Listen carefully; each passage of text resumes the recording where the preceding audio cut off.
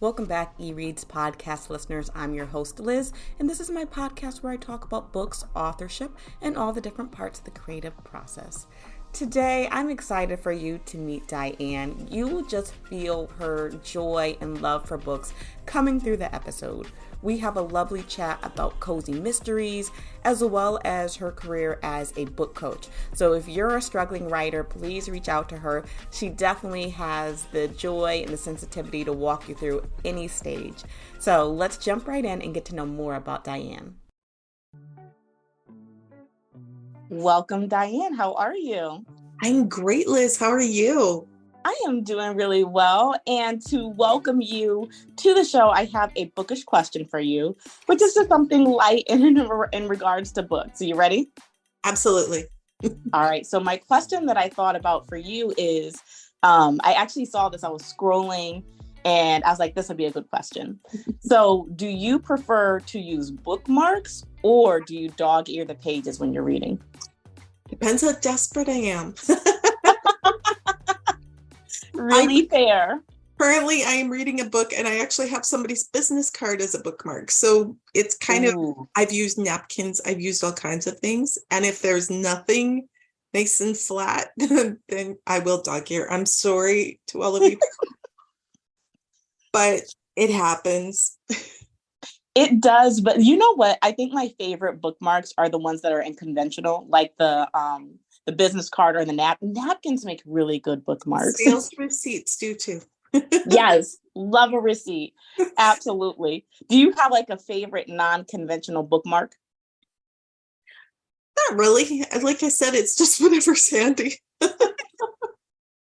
I love if that. Anybody's looking for it later. Yes. It kind of thinking about the unconventional makes me think a little bit about your novels because you write in mystery. Is that correct? I do. I started off writing mystery and then somebody said, well, you write cozy mystery. I'm like, I don't know what that is, but that's what I write. So cozy mystery is just mysteries without the blood, guts, and gore. You just have a mystery. You have an amateur sleuth. And they're a little more on the lighter side, if you can call murder on the lighter side at all. But they are a little bit lighter, a little less overwhelming, shall we say. Absolutely. And you mentioned one of the characters being an amateur sleuth. Is that your main character? What is her day job? It's obviously not being a detective, or I'll assume it's not being a detective. Can you share more about who she is? Absolutely. I actually have 4 different series. So my main character in my Glitter Bay Mysteries, which my newest one is coming out very soon, if not already. Lakin and Sage, because I alternate between the 2 sisters. They run a vintage shop called Vintage Sage. So they really don't solve murders, but murders seem to find them everywhere they go. My Gilda Wright mysteries. Gilda is actually the receptionist of a karate school. So that comes into play a lot. I can imagine. Right. My newest book that just came out is Dead Man's Doll. Audra. Is that also a cozy? It is a cozy. That's an interesting cover for a cozy. We kind of darkened the cover just on a whim, just to see what would happen. Because the first book I don't have the copy with me, but Drop Dead Cowboy has a really great cover that I just couldn't resist. So this series in particular, I'm trying to keep them a little darker covered. And the stories are still the same, sort of on the lighter side, but there is a little bit of walking the fine line, I guess you could say. But in that series, Audra and her best friend Mary Lee actually run a craft shop. So they have this little Wednesday group that meets and can either encourage them on these mysteries or create trouble. So, and then my other series, the Wild Blue Mysteries, it's actually a team of private detectives who get involved with women in the community in the way that they have to help them with all these mysteries. And the women are a big part of solving the mysteries because they're not the actual detectives, but they can talk to all these people without people asking questions. Interesting. And I'm very intrigued by the cover. And then when you said like they run a craft shop, I'm like, I can see that. Um, I like that it's a darker cover because I don't tend to lean towards cozies, but that Mhm. would definitely catch my eye and I would stop. I'm definitely sold by covers. And that's why I thought, because before it was a very kitschy kind of cover, and it was a lady Right. with, it was one of those cartoony kind of ones. And I was like, let's try something a bit different with this and see what happens. So far, so good. Absolutely. But not only do you write, you also coach people as well. I do, yeah. During COVID, when we were stuck at home with not much else to do, I came across this book coaching course, and I thought, you know what, that's really funny because I sort of do that anyway. I convince other people, or don't convince them, but I help them with their books. I help them with their getting the support they need to actually write their book and get it out there. And I'm very proud that I've been able to help a few people with editing, with, just telling them how to get their books there. I'm actually going to a book launch today after Yay. this for a friend that he wrote a cookbook, and now he's writing a series of kids' books. I'm just like, wow, it's very Oh, cool. lovely. Yeah. So let me pick your brain because I've had book coaches on, but we really haven't talked about what it is to be a coach. Mhm. So kind of tell us what is kind of like the day to day. What do you do as a book coach? It depends on the person. Mm. Some people will come in with a book already written, and they're just Oh, okay. looking for a little support to get it out into the world. Some people will just come in and go, I have this idea, but I don't know what to do with it, where to start, where to go. So it really varies on person to person. I have one lady, we just published her book. I helped her with that process too, which was like, whoa.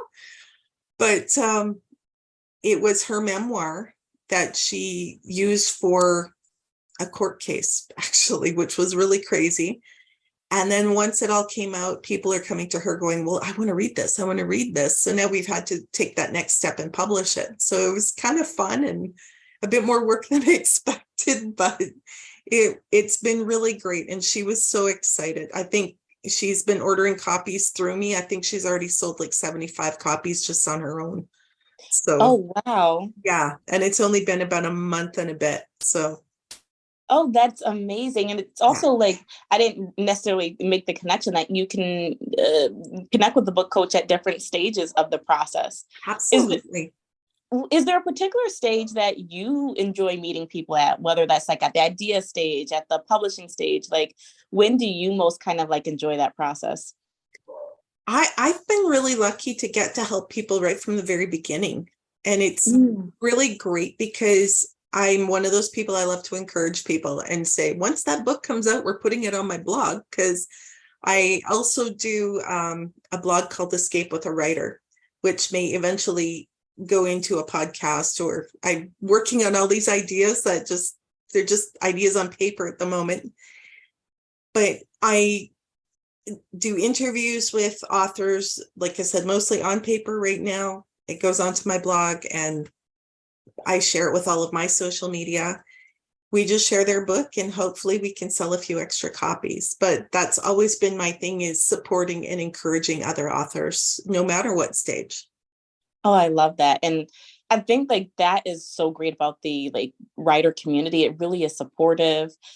Everyone's so open to sharing information. So like I love that. And I love that you get to do this as like part of your job, is getting to support people. I know, that's the best. It's like you get to talk to all kinds of authors, and I know, yeah, absolutely, because it can be lonely, right? Like some, you're in your, home, or wherever you are, you're writing, and it's really nice to connect with others. And like everyone has had that fear or that apprehension or this question of, can I do this? And it's such a comforting process to talk with people and hear, yeah, we all go through that. absolutely. That imposter syndrome, that one Hmm. that says, oh yeah, I wrote this, but it's really awful. It can eat at anybody, Yeah. any stage of the game. Like somebody who's just starting out too. I've got 15 books now published, and there's days I'm like, what am I doing? This is nuts. I helped a friend with a book launch a few weeks ago, and he last minute said, hey, can you help me do a Q&A thing? So I'm like, yeah, okay, that'll be fun. So I took his sheet and I looked at it and I said, okay, as a published author, I have one question for you. This was his very first book. I said, what are you thinking? Everybody got a good chuckle. And he's like, yeah, we all have a story that has to come out. And this was mine. So I yeah, like that answer. couldn't have Yeah, answered that better. So absolutely. In talking about imposter syndrome and things like that, if a client comes to you and they're struggling with that, or if they have struggled with that, what are any tips or any ways that you guide them through that process?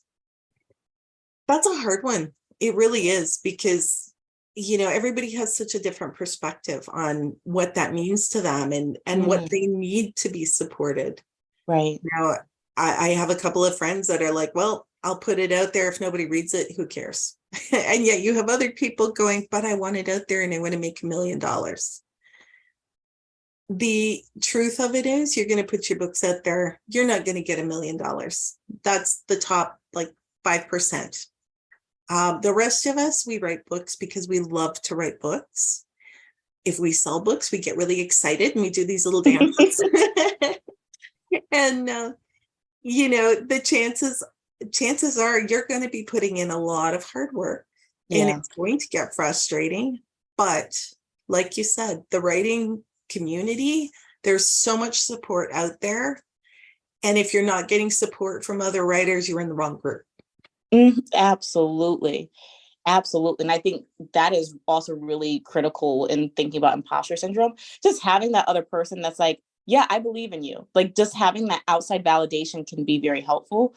But also, like, again, the reminders of the complexity of it, right? There's so many different views on it. And so, like, I'm just glad that they have you to help guide them through this process. And you know what? It's always fun. Like, we joke around. Like, the people that I've been working with, I will help them with edits, with ideas that, okay, this is a great concept, but this doesn't flow. You have to make this work a little better, so that when people read it, they're not sitting there going, wait a minute, just a minute ago, this happened, but now this is happening. I don't understand. So we really work on that kind of flow. We brainstorm. If I'm stuck with this idea, I want this to happen, but I don't know how. Happy to brainstorm. So yeah, it's a lot of fun. It's all I can say. Absolutely. So kind of a little question, and you mentioned kind of like brainstorming and editing, how does a book coach differ from an editor? Can you kind of share a little bit about that? An editor will just look at your book. They will go through line by line, or there could be a concept editor. They just go through and they say, is this working? Is this flowing? If you're working with a book coach, and not all of them will do edits, they will do a flow edit. They will do, the concept thing. But it varies from coach to coach as to what you get. And some of them, how much you have to pay, for sure. I've been working with a few people that, I know they can't pay a whole lot right now, but we work on the basics and we get them to that point where they can send it to somebody else for a really good edit, and then it can go somewhere. So, but yeah, we have started with a couple of people right at ground level. So it's just, you have to look into what each coach does, and most of them will have it right on their website, or you can email them and say, what exactly do you offer? Very nice. And so what if people are listening and they want to get involved with you? How can they best do that? Best, you can go to my website. It's dianebator.ca. I've got a whole lot of stuff on there, including, which my newest book will have to go up there very soon. I haven't got it there yet, but there's a lot of fun things to find. You can reach out to me and ask any questions. I'm more than happy to help. Lovely. And kind of curious, jumping back to mystery a little bit, what made you start writing in that genre? Like, did you always know? Like, what was that like? When I was a kid, I've always loved mysteries, puzzles, unexplained things, that sort of thing. But in my writing, I never really went that way, which was very strange. until about 2010, 2011. And I found out about this contest. And they took one of these old murder mystery party games that people used to play in their homes. And this publisher that I was working with at the time, they used the characters, the clues, the settings, everything from this game. And you had to write a 10-chapter novella using all of the characters, each chapter in a different point of view, which if you need an exercise in point of view, that's a great idea. That sounds like it. It was just incredible. And I ended up winning the contest. And I went, Yay. Okay, I think I'm writing the wrong thing. So whatever book I was working on at that time, I switched completely over to mystery. And you just realized your business needed to hire someone yesterday. How can you find amazing candidates fast? Easy. Just use Indeed. Stop struggling to get your job post seen on other job sites. With Indeed sponsored jobs, your post jumps to the top of the page for your relevant candidates, so you can reach the people you want faster. According to Indeed data, sponsored jobs posted directly on Indeed have 45% more applications than non-sponsored jobs. Don't wait any longer. Speed up your hiring right now with Indeed. And listeners of this show will get a $75 sponsored job credit to get your jobs more visibility at Indeed.com/ARTS. Just go to Indeed.com/ARTS right now and support our show by saying you heard about Indeed on this podcast. Terms and conditions apply. Hiring? Indeed is all you need. And here we are 15 later. So. Oh, that is so fun. That is so fun. And I love that, to think about like taking like a game to write in different points of view, right? The cool part is I was in a, oh my gosh, a Salvation Army store not long later, and I found the same game. And I'm like, okay, it has to come home with me because that's just the thing. Yes. Oh, I love that. I love that. I love that. Yeah. And you have a book coming out in May. Can people pre-order? Please tell us more about this novel. It is already up for order because we are doing a book launch coming up soon. I'm just waiting for details. It is called All That Shimmers, and it is book 3 in my Glitter Bay Mysteries series, which is one of my most fun and one of my most popular. It's 2 sisters, as I mentioned earlier. They run a vintage boutique called Vintage Sage, and all kinds of weird things happen to them, including, I think it was the first book. The second book. One of the designers that Lakin, who is the older sister, or the younger sister, sorry, Lakin used to work with this designer in LA, and he comes up to help them with their new expanded business and ends up being murdered. And in the meantime, he's brought his sidekick along, whose name at the time was Hamlet, who later comes out and says, well, I'm not really Hamlet. My name is Quinn, and please call me she. Wow. And it was a moment where it's my favorite moment in the whole series so far, really, when the 2 sisters have to sit back and they actually have a private conversation later about, okay, what do we do? Like, what do we do with this person? We don't, this is all just mind blowing to the one sister for sure. And she said, well, that's what she wants to be called. This is who she is. So let's treat her the way she wants to be treated. And Quinn has become one of my absolute favorite characters, and will be getting her own book coming one day, but just not yet. Wow. Yeah. That is exciting. And I always love when people kind of toy with, we'll say like real life issues or concepts, because sometimes it helps you sort through things and like having that relatability. So I love that. I love that you kind of explored that. Absolutely. Well, and it all only started because I work full-time for a live theater, and I work in the box office, and it looked like a gentleman came in one day and was ordering tickets, and I asked for the name, and she said, my name is Tiffany. And I just went, okay, last name. And it was just you just had to roll with it, right? But it was that moment where it was that kind of, oh, okay, well, that was not what I expected. Mm-hmm. And that's the moment. And we have become great friends. She actually signs all of her stuff. Love, Quinn. so it's really sweet. And she Sweet. just thinks that's the greatest thing in the world, that she was an inspiration for a character in a book. So absolutely. It's a beautiful tribute. And I think that also a great reminder, again, to be open to the world around us and to the experiences we have and how they touch us.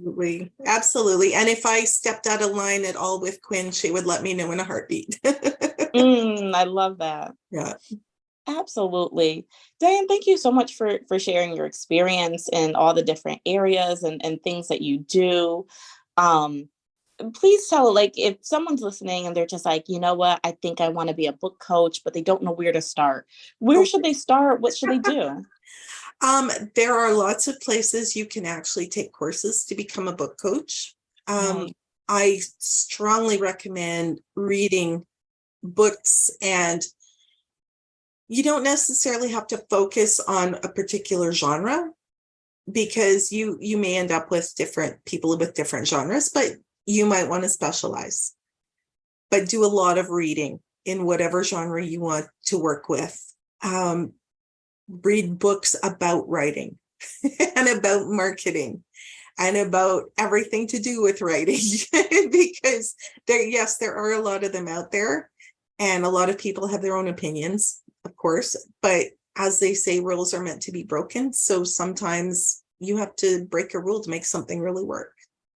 Absolutely. I like that reminder as well. All right, getting to my final questions, but before I do that, what if someone's like, okay, I think I want to write a mystery, but I don't feel clever enough to come up with these problems and how to solve them? Any suggestions or advice for them? It's really crazy what you can learn from the news. Yes. And it's honestly, like they say, there's things that come up in the news that you're like, you just can't write that. Like, people won't buy it.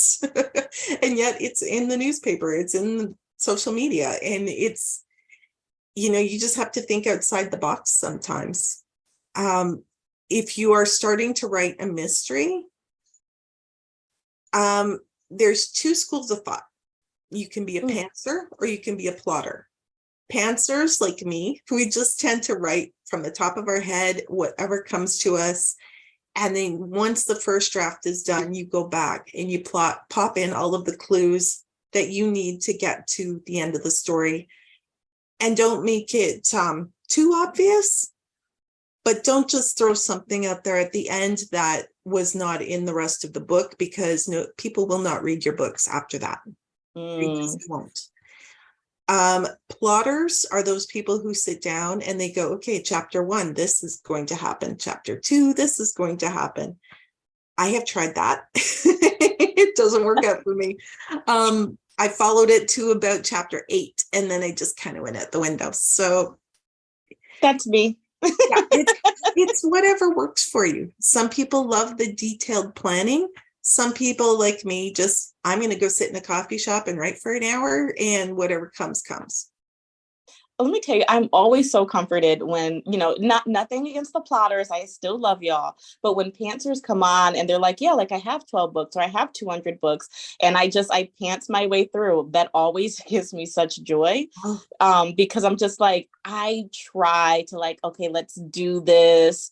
And it will work a little bit, but then my brain just has to go off this way. So I'm always comforted to know, it can happen. You can pants your ways through a series. The cool part, and I always kind of went, oh, maybe I'm doing this wrong. Maybe. Right. I was fortunate to sit in on I think it was International Thriller Writers had a really great workshop, and some big name mystery writers. And they asked that question. And out of, I think there were 5 writers, it was basically half and half. Wow. So I'm like, okay, whatever goes. Right. It was comforting, right? So absolutely. Diane, thank you so much. And I can imagine those that work with you just, it just feel such joy and comfort. It's been really great having you on the show. So thank you. Oh, it's been really great being here, Liz. Thank you so much. Again, Diane, please come on back and share anything that you have going on.